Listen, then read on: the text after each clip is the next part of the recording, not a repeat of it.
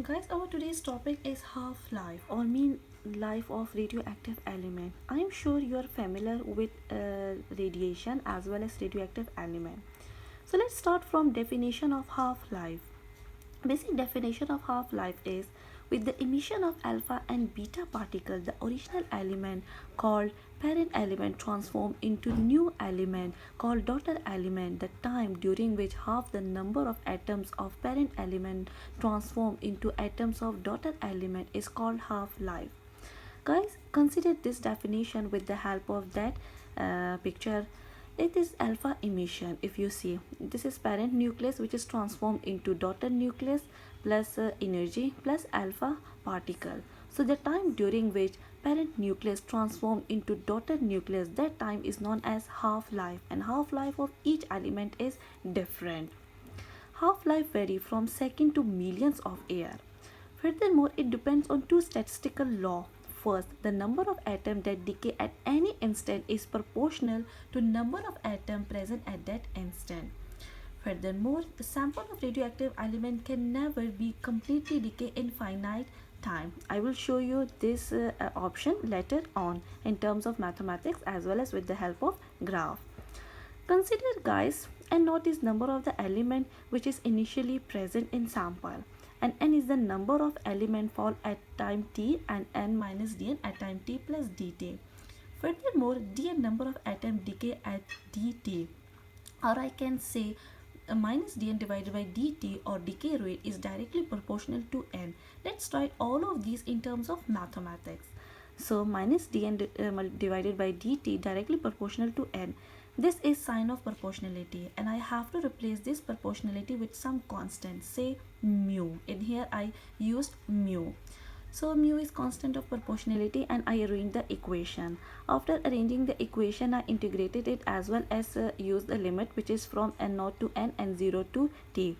So after integration, I left with ln n minus ln n0 is equal to mu of t, and here I just use logarithm law, so I can write ln n divided by n0 is equal to mu of t. Furthermore, exponential n is always equal to the 1, and in here I took exponential on both side of equations, so I get n divided by n0 exponential minus mu of t, or n is equal to the n0 exponential minus mu of t. Say it is my equation 1. I will use a value of n as well as d of n later on.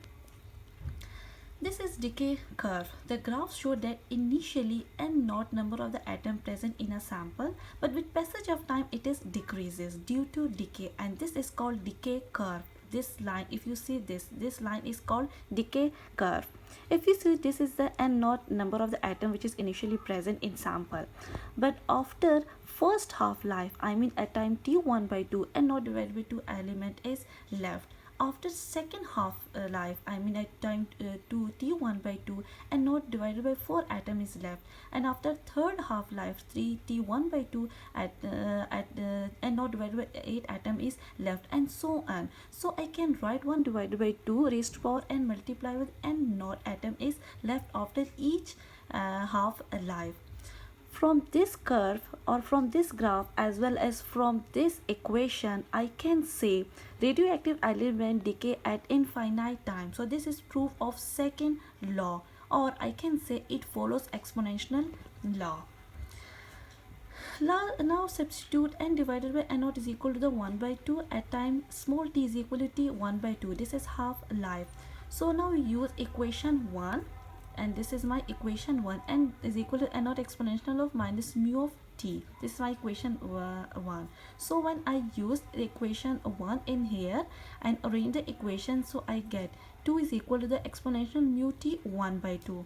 Now let's take logarithm to the base a on both sides of equation. So ln 2 is equal to the ln exponential of mu t 1 by 2. I told you ln exponential always equal to 1. So I get ln 2 is equal to mu t 1 by 2, or when I arrange the equation and take value of ln of 2 from calculator, I get t 1 by 2 is equal to the 0.693 divided by mu. This is my equation 2. Guys, radioactive element varies from 0 to infinity. I mean total life of all atom and not initially present in a given sample is given by T d of n, and limit is from 0 to infinity, or average life is equal to total lifetime divided by total number of atom.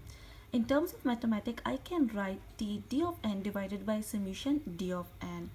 So let's integrate numerator and denominator separately because it is easy for us. So when I integrated denominator separately, if you see in here and substitute the value, so I get minus n naught, and I write in here.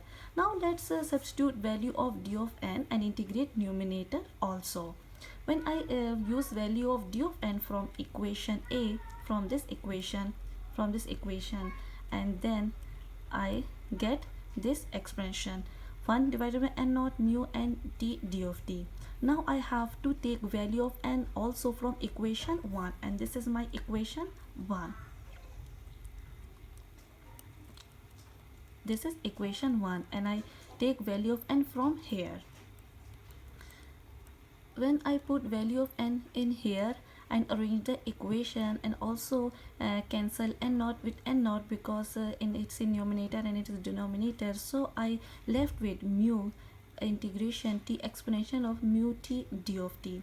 Now let's integrate this term by part and taking t as first function. So when I taking t as first function and integrate exponential term first, so I left with this term, and when I integrate t and exponential is my second term, so I get this one. This is the simple exponential formula when I integrate the exponential term. This is the general formula. It's easy and simple. If still if you have any confusion in the integration or limit, please write in comment section. I will illustrate it. So when I integrate it and arrange it, minus mu is common in this term as well as in there, so it will cancel out with this mu which is present outside of a bracket, and when I apply a limit in this term, it will equal to 0. I left with this exponential. Again, let's integrate this term also and substitute the limit. When I substitute the limit as well as integrate it, so I get 1 divided by mu. So t steric, and this is a t steric. So let's equate this equation, I mean equation 3 with equation 2 with this equation. It is the half-life of this is a half-life of element, and I have to equate this t with average life. So when I equate these two equation, I get t1 by 2 0.693 divided by mu, which is equal to 0.693 t steric. This is the average life. T steric is average life. So arrange the equation, then it becomes t steric is greater than t1 by 4, or I can say t steric, I mean average life, is greater than half life. So I concluded T steric is greater than T1 by 2. The reduction in abundance of particular radioactive element can be shown in decay curve, I mean in this curve in here. One more point. With the help of half-lives, one can easily determine the age of living or non-living material, like carbon dating. If you have any confusion, any question, please write it in comment section. Thanks for listening me. See you in next video. Have a nice time.